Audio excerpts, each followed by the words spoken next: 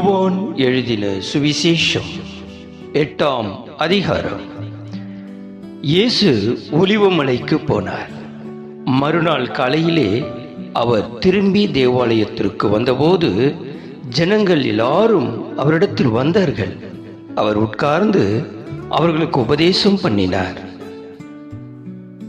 அப்பொழுது விபச்சாரத்திலே கண்டுபிடிக்கப்பட்ட ஒரு ஸ்திரீயை வேதபாரகரும் பரிசேயரும் அவரிடத்தில் கொண்டு வந்து அவளை நடுவே நிறுத்தி, போதகரே, இந்த ஸ்திரீ விபச்சாரத்தில் கையும் மெய்யுமாய் பிடிக்கப்பட்டாள். இப்படிப்பட்டவர்களை கல்லெறிந்து கொள்ள வேண்டும் என்று மோசே நியாய பிரமாணத்தில் நமக்கு கட்டளையிட்டிருக்கிறாரே, நீர் என்ன சொல்லுகிறீர் என்றார்கள். அவர் மேல் குற்றம் சுமத்துவதற்கான காரணம் உண்டாகும் பொருட்டு அவரை சோதிக்கும்படி இப்படி சொன்னார்கள். இயேசுவோ குனிந்து விரலினால் தரையிலே எழுதினார். அவர்கள் ஓயாமல் அவரை கேட்டு கொண்டிருக்கையில் அவர் நிமிர்ந்து பார்த்து, உங்களில் பாவம் இல்லாதவன் இவள் மேல் முதலாவது கல்லெறிய கடவன் என்று சொல்லி அவர் மறுபடியும் குனிந்து தரையிலே எழுதினார். அவர்கள் அதை கேட்டு தங்கள் மனசாட்சியினால் கடிந்து கொள்ளப்பட்டு பெரியோர் முதல் சிறியோர் வரைக்கும் ஒவ்வொருவராய் போய்விட்டார்கள். இயேசு தனித்திருந்தார். அந்த ஸ்திரீ நடுவே நின்றார். இயேசு நிமிர்ந்த அந்த ஸ்திரீயை தவிர வேறொருவரையும் காணாமல், ஸ்திரீயே, உன்மேல் குற்றம் சாட்டினவர்கள் எங்கே? ஒருவனாகிலும் உன்னை ஆக்கினைக்குள்ளாக தீர்க்கவில்லையா என்றார். அதற்கு அவள், இல்லை ஆண்டவரே என்றாள். இயேசு அவளை நோக்கி, நானும் உன்னை ஆக்கினைக்குள்ளாக தீர்க்கிறதில்லை, நீ போ, இனி பாவம் செய்யாதே என்றார். மறுபடியும் இயேசு ஜனங்களை நோக்கி, நான் உலகத்திற்கு ஒளியாயிருக்கிறேன். என்னை பின்பற்றுகிறவன் இருளிலே நடவாமல் ஜீவ ஒளியை அடைந்திருப்பான் என்றார். அப்பொழுது பரிசேயர் அவரை நோக்கி, உன்னை குறித்து நீயே சாட்சி கொடுக்கிறாய், உன்னுடைய சாட்சி உண்மையானதல்ல என்றார்கள். இயேசு அவர்களுக்கு பிரதியுத்தரமாக, என்னை குறித்து நானே சாட்சி கொடுத்தாலும் என் சாட்சி உண்மையாயிருக்கிறது. ஏனெனில் நான் எங்கே இருந்து வந்தேன் என்றும் எங்கே போகிறேன் என்றும் அறிந்திருக்கிறேன். நீங்களோ நான் எங்கே இருந்து வருகிறேன் என்றும் எங்கே போகிறேன் என்றும் அறியீர்கள். நீங்கள் மாம்சத்துக்கு ஏற்றபடி நியாயம் தீர்க்கிறீர்கள், நான் ஒருவனையும் நியாயம் தீர்க்கிறதில்லை. நான் நியாயம் தீர்த்தால் என் தீர்ப்பு சத்தியத்தின்படி இருக்கும். ஏனெனில் நான் தனித்திருக்கவில்லை, நானும் என்னை அனுப்பின பிதாவுமாக இருக்கிறோம். 2 பேருடைய சாட்சி உண்மை என்று உங்கள் நியாய பிரமாணத்திலும் எழுதியிருக்கிறதே. நான் என்னை குறித்து சாட்சி கொடுக்கிறவனாயிருக்கிறேன், என்னை அனுப்பின பிதாவும் என்னை குறித்து சாட்சி கொடுக்கிறார் என்றார். அப்பொழுது அவர்கள், உம்முடைய பிதா எங்கே என்றார்கள். இயேசு பிரதியுத்தரமாக, என்னையும் அறியீர்கள், என் பிதாவையும் அறியீர்கள். நீங்கள் என்னை அறிந்தீர்களானால் என் பிதாவையும் அறிவீர்கள் என்றார். தேவாலயத்திலே இயேசு உபதேசம் பண்ணுகிற போது தர்ம பெட்டி இருக்கும் இடத்தில் இந்த வசனங்களை சொன்னார். அவருடைய வேலை இன்னும் வராதபடியினால் ஒருவனும் அவரை பிடிக்கவில்லை. இயேசு மறுபடியும் அவர்களை நோக்கி, நான் போகிறேன், நீங்கள் என்னை தேடி உங்கள் பாவங்களிலே சாவீர்கள். நான் போகிற இடத்துக்கு வர உங்களால் கூடாது என்றார். அப்பொழுது யூதர்கள், நான் போகிற இடத்துக்கு வர உங்களால் கூடாது என்கிறானே, தன்னைத்தான் கொலை செய்து கொள்வானோ என்று பேசிக்கொண்டார்கள். அவர் அவர்களை நோக்கி, நீங்கள் தாழ்வில் இருந்து உண்டானவர்கள், நான் உயர்வில் இருந்து உண்டானவன். நீங்கள் இந்த உலகத்தில் இருந்து உண்டானவர்கள், நான் இந்த உலகத்தில் இருந்து உண்டானவன் அல்ல. ஆகையால் நீங்கள் உங்கள் பாவங்களில் சாவீர்கள் என்று உங்களுக்கு சொன்னேன். நானே அவர் என்று நீங்கள் விசுவாசியாவிட்டால் உங்கள் பாவங்களிலே சாவீர்கள் என்றார். அதற்கு அவர்கள், நீர் யார் என்றார்கள். இயேசு அவர்களை நோக்கி, நான் ஆதி முதலாய் உங்களுக்கு சொல்லி இருக்கிறவர்தான். உங்களை குறித்து பேசவும் நியாயம் தீர்க்கவும் எனக்கு அநேக காரியங்கள் உண்டு. என்னை அனுப்பினவர் சத்தியம் உள்ளவர். நான் அவரிடத்தில் கேட்டவைகளையே உலகத்துக்கு சொல்லுகிறேன் என்றார். பிதாவை குறித்து பேசினார் என்று அவர்கள் அறியாதிருந்தார்கள்.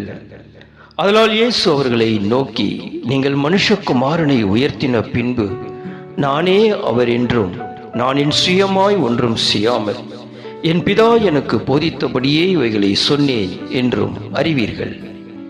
என்னை அனுப்பினவர் என்னுடனே கூட இருக்கிறார். பிதாவுக்கு பிரியமானவைகளை நான் எப்பொழுதும் செய்கிறபடியால் அவர் என்னை தனியே இருக்க விடவில்லை என்றார். இவைகளை அவர் சொல்லுகையில் அநேகர் அவரிடத்தில் விசுவாசம் வைத்தார்கள். இயேசு தம்மை விசுவாசித்த யூதர்களை நோக்கி, நீங்கள் என் உபதேசத்தில் நிலைத்திருந்தால் மெய்யாகவே என் சீஷராய் இருப்பீர்கள். சத்தியத்தையும் அறிவீர்கள், சத்தியம் உங்களை விடுதலையாக்கும் என்றார். அவர்கள் அவருக்கு பிரதியுத்தரமாக, நாங்கள் ஆபிரகாமின் சந்ததியாய் இருக்கிறோம். நாங்கள் ஒரு காலம் ஒருவனுக்கும் அடிமைகளாயிருக்கவில்லை. விடுதலையாவீர்கள் என்று நீர் எப்படி சொல்லுகிறீர் என்றார்கள். இயேசு அவர்களுக்கு பிரதியுத்தரமாக, பாவம் செய்கிறவன் எவனும் பாவத்துக்கு அடிமையாயிருக்கிறான் என்று மெய்யாகவே மெய்யாகவே உங்களுக்கு சொல்லுகிறேன். அடிமையானவன் என்றைக்கும் வீட்டிலே நிலைத்திரான், குமாரன் என்றைக்கும் நிலைத்திருக்கிறார். ஆகையால் குமாரன் உங்களை விடுதலையாக்கினால் மெய்யாகவே விடுதலை ஆவீர்கள். நீங்கள் ஆபிரகாமின் சந்ததியார் என்று அறிவேன். ஆனாலும் உங்களுக்குள்ளே என் உபதேசம் இடம்பெறாதபடியால் என்னை கொலை செய்ய தேடுகிறீர்கள்.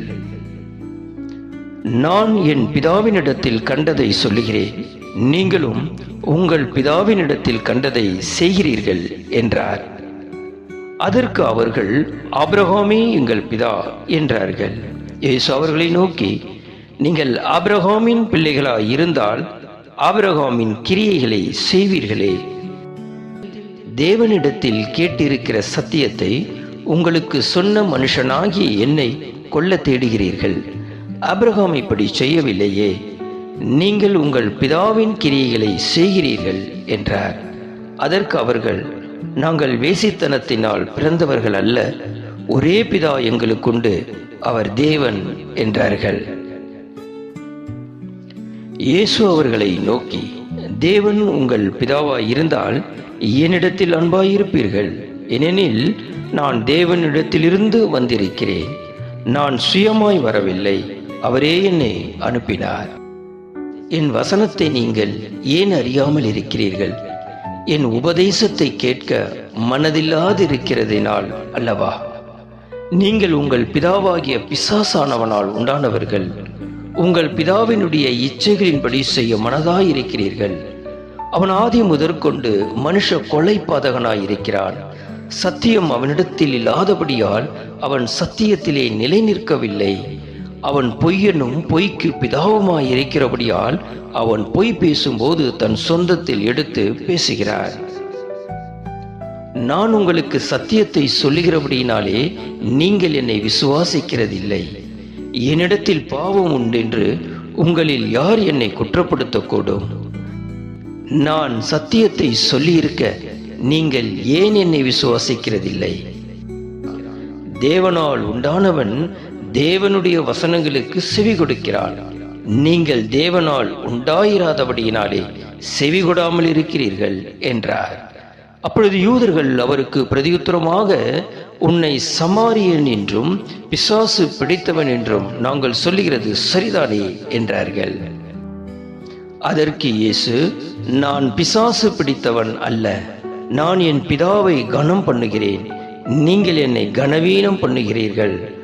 நான் எனக்கு மகிமையை தேடுகிறதில்லை, அதை தேடி நியாயம் தீர்க்கிறவர் ஒருவர் இருக்கிறார். ஒருவன் என் வார்த்தையை கைக்கொண்டால் அவன் என்றென்றைக்கும் மரணத்தை காண்பதில்லை என்று மெய்யாகவே மெய்யாகவே உங்களுக்கு சொல்லுகிறேன் என்றார். அப்பொழுது யூதர்கள் அவரை நோக்கி, நீ பிசாசு பிடித்தவன் என்று இப்பொழுது அறிந்திருக்கிறோம்.